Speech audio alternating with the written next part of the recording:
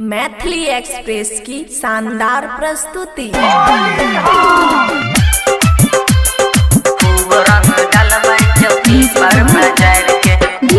Recording studio बलुआहा।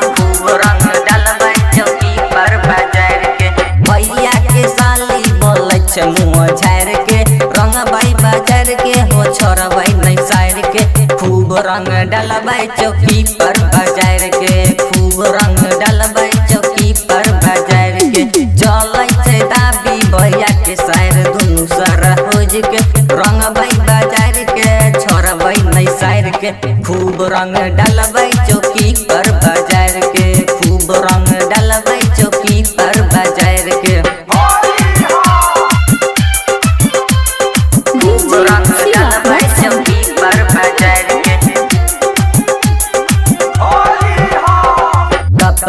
खोल के साली करे छै इशारा करे छै इशारा साली करे छै इशारा कैल भाई काम हमर मन हेतै हारा मन हेतै हारा हमर मन हेतै हारा भैया के साली बोले छै मुँह झाड़ के रंग बाई बाजार के हो छोड़बै नहीं सार के खूब रंग डलबै चौकी पर बाजार के खूब रंग डलबै चौकी पर बाजार के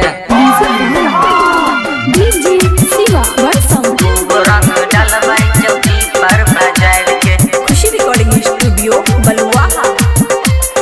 खूब रंग डलबै चौकी पर बाजार के बारा मचा अल्लाई भैया के ससुराल में मन कर जेबे फिर यह फागुन में बारा मचा अल्लाई भैया के ससुराल में मन कर जेबे फिर यह फागुन में राजा देवरवा अल्लाई मचा मार के अल्लाई मजा मार के ओ अल्लाई मजा मार के खूब रंग डालकै चौकी पर बाजार के